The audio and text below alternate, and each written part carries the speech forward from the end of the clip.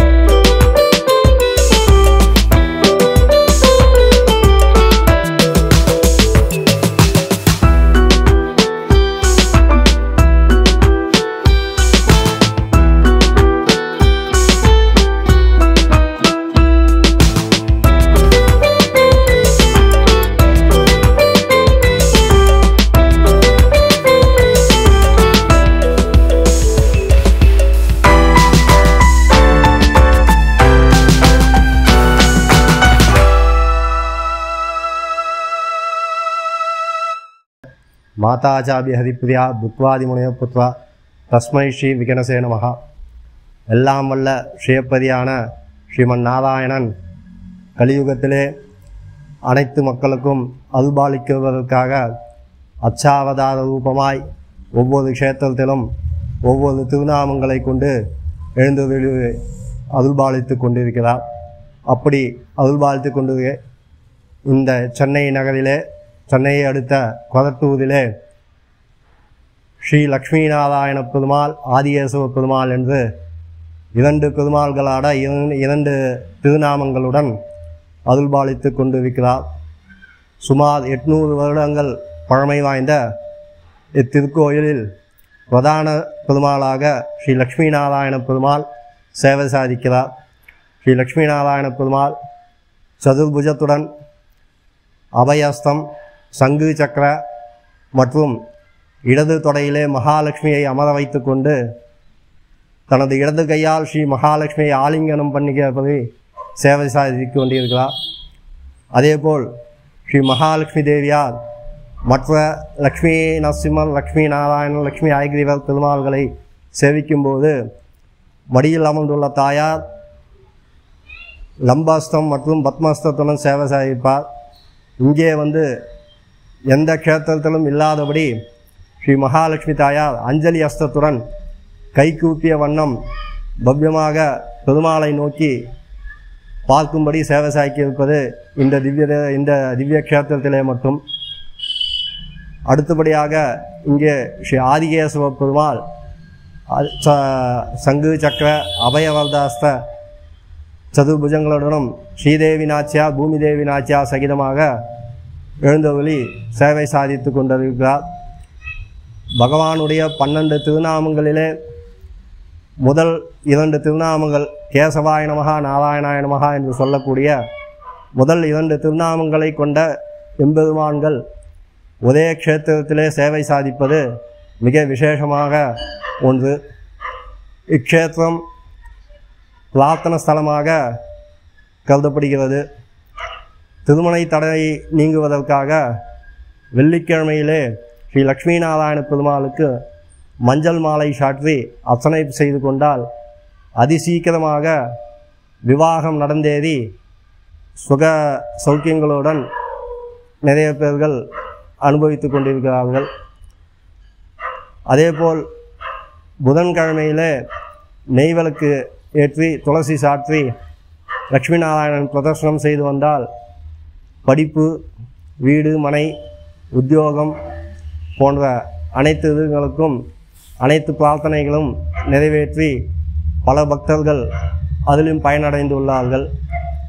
அதேபோல் ஆதிகேசவ பெருமாளும் மிக சக்தி வாய்ந்த பெருமாள். அனைத்து பிரார்த்தனைகளும் அவரும் நிறைவேற்றி வைத்துள்ளார் பக்தர்களுக்கு. இக்ஷேத்திரம் 800 வருடங்கள் பழமையான இக்ஷேத்திரத்தில் சித்திரை மாதம் முதல் அனைத்து உற்சவங்களும் மிக விமர்சையாக நடைபெறுகிறது.